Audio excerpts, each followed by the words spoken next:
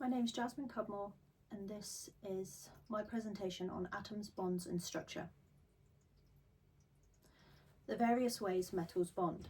Non-metals to metals, non-metals to other non-metals.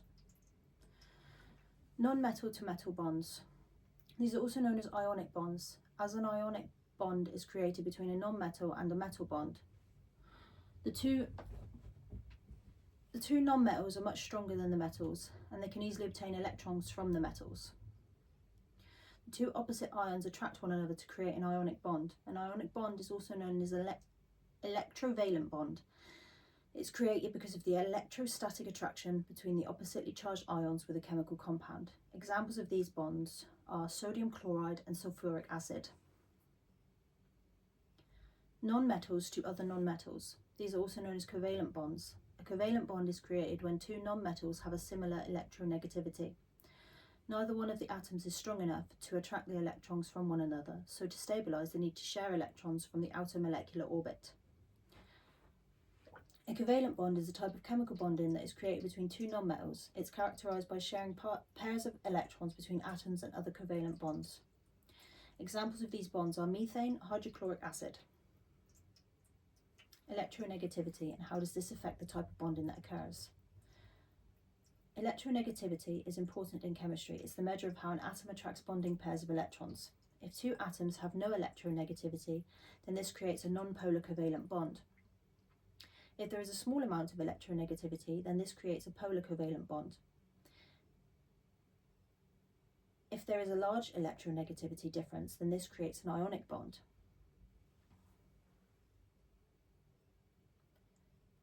These are the values of electronegativity on a periodic table. How do the physical properties of a substance depend on the type of structure and bonding? Metallic bonding, simple covalent bonding, giant covalent bonding, and ionic bonding. Metallic bonding. A lot of metals are malleable. This means they can be shaped and bent without breaking. This is because of the layers of ions that are able to slide over one another when the metal is pressed, bent, or hammered. Due to the ions being able to slide over one another, most metals are ductile. This means they can be pulled and drawn into wires. This makes them highly suitable for electrical cables.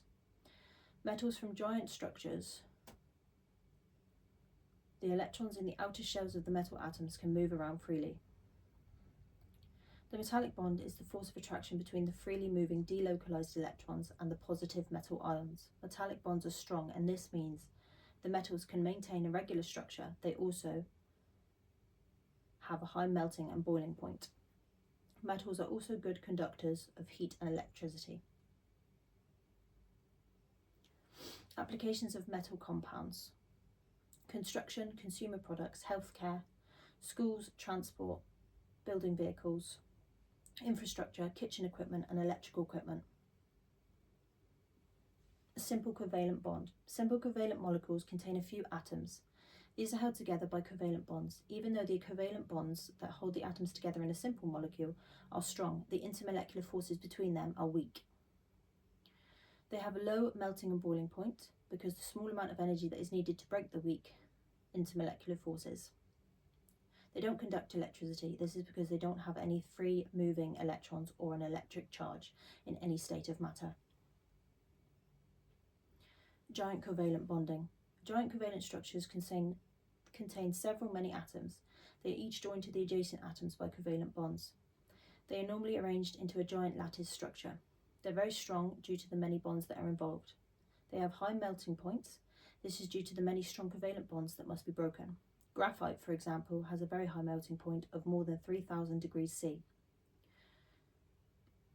They have a variable electrical conductivity. Diamond structures do not conduct electricity. However, graphite structures contain freely moving electrons. This means it does conduct electricity. Silicon, however, is a semiconductor. It's partway between conductive and non-conductive.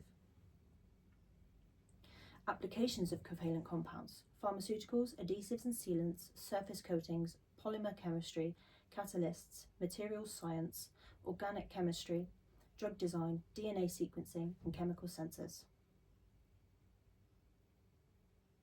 Ionic bonding. An ionic lattice is held together by strong electrostatic forces between the oppositely charged ions. These forces act in every direction inside the lattice. This is what's called ionic bonding. The strength of the ionic bonds all depend upon the charge of the ions. Ions that have a high charge will have stronger forces between one another. This means they will need more energy to be able to overcome these forces. Ionic compounds have high melting and boiling points. An ionic compound can conduct electricity when it's melted into a liquid form or if it's been dissolved in water to form an aqueous solution. It also needs to contain charged ion particles, and these particles need to be freely moving. Applications of ionic compounds are toiletries, cleaning products, water purification, and condiments. Electron pair repulsion theory, otherwise known as valence shell electron pair repulsion theory, VSEPR. According to this theory, electron pairs, regardless of them being in a bond or lone pairs, they repel each other. They will spread out as much as possible to reduce the repulsion. The basic shapes include linear, trigonal planar, tetrahedral, trigonal bipyramidal. Molecular shapes. Linear.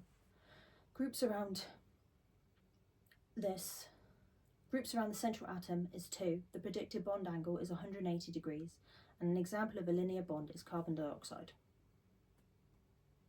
Trigonal planar. Groups around the central atom of this is 3. The predicted bond angle is 120 degrees, and an example of trigonal planar bond is boron trichloride. Tetrahedral. Groups around the central atom is 4. The predicted bond angle is 109.5 degrees. An example of tetrahedral bond is methane. Trigonal bipyramidal. Groups around the central atom is 5. The predicted bond angles are 90 degrees and 120 degrees.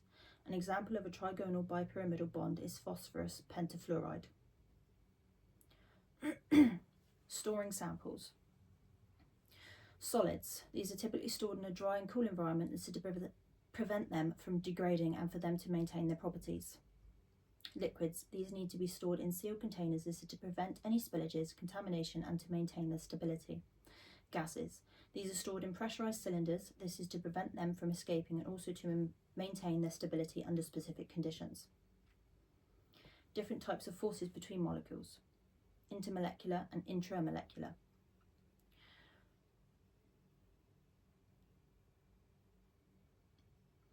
Dipole to dipole interactions. This force happens when the partially positive charged parts of the molecule link with the partially negative charged part of the neighbouring molecule. An intramolecular ionic bond. This is created by a complete transfer of valence electrons between the atoms. It's a type of chemical bond that creates 2 oppositely charged ions.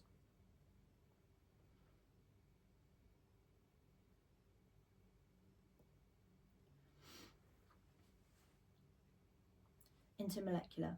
Hydrogen bonding. This is a special type of dipole-dipole interaction that happens specifically between a hydrogen atom that is bonded to an oxygen, fluorine, or nitrogen atom. This type of bonding is relatively strong force of attraction between the molecules. Intramolecular, a covalent bond. This is created between atoms that have similar electronegativities. This is the affinity for electrons. This is because both have similar affinities for electrons and neither one of them wants to donate them. Because of this, they share electrons. Intermolecular, London dispersion forces under the category of the van der Waals forces. These are the weakest types of intermolecular forces and they exist between all types of molecules. The more electrons a molecule has, then the stronger the London dispersion forces are. Intramolecular, metallic bonding. This is a type of covalent bond. This specifically happens between atoms of metals. The valence electrons are free to move around the lattice. Thank you for watching my presentation. I have linked references at the end. I hope you enjoyed watching.